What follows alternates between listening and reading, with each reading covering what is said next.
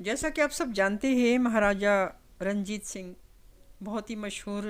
ایک جنگجو قسم کا ایک لیڈر تھا۔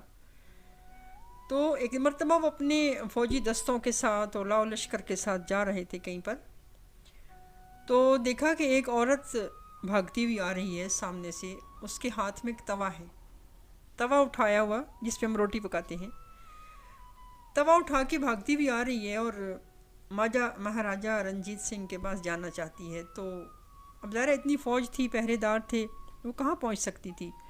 انہوں نے اس کو پکڑ لیا، فوجیوں نے اس کو پکڑ لیا،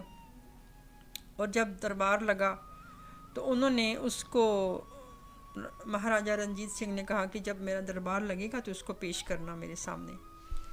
تو انہوں نے پھر جب دربار لگا تو انہوں نے اس عورت کو جو قید میں تھی اس کو لے کر آئے، اس کے سامنے پیش کیا۔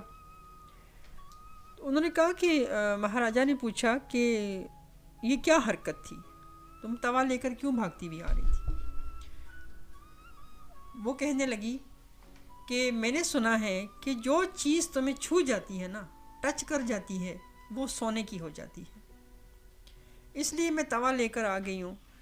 کہ اگر یہ توا تمہارے ساتھ ٹچ کر جائے گا، چھو لے گا تمہیں، تمہارے بدن کو چھو لے گا تو یہ سونے کا بن جائے گا۔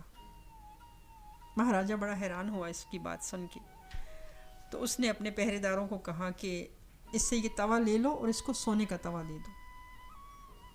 کیوں کہ اب یہ آئی ہے کچھ سوچ کر، کچھ امید لگا کر مجھ سے مانگنے کے لیے آئی ہے، اس کو مجھ پہ اتنا یقین تھا، اتنا بھروسہ تھا کہ ایک توا لے کر آ گئی ہے کہ جب یہ توا مجھے ٹچ کرے گا تو سونے کا بن جائے گا، لہٰذا اس سے یہ توا لے لیا جائے اور اس کو سونے کا توا دیا جائے۔ تو آپ دیکھیے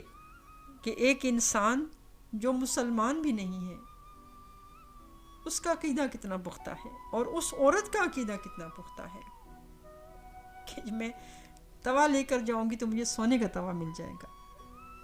اور ہم کتنے نادان ہیں، کتنے، پھر میں وہی لفظ بولتی ہوں کہ بھولے بھٹکے ہوئے ہیں، کہ جو سب کا داتا ہے، جو سب کا رازق ہے، جو سب کا پروردگار ہے، ہم بے یقینی کے ساتھ جب اس سے کچھ مانگتے ہیں، بے یقینی کے ساتھ مانگتے ہیں۔ تو جب بھی کچھ مانگیں، اپنے رب سے مانگیں، اسی سے مانگیں اور یقین کے ساتھ مانگیں، اپنے سارے معاملات اس رب ذوالجلال کے آگے پیش کر دیں اور اپنے سارے معاملات اس کے حوالے کر دیں۔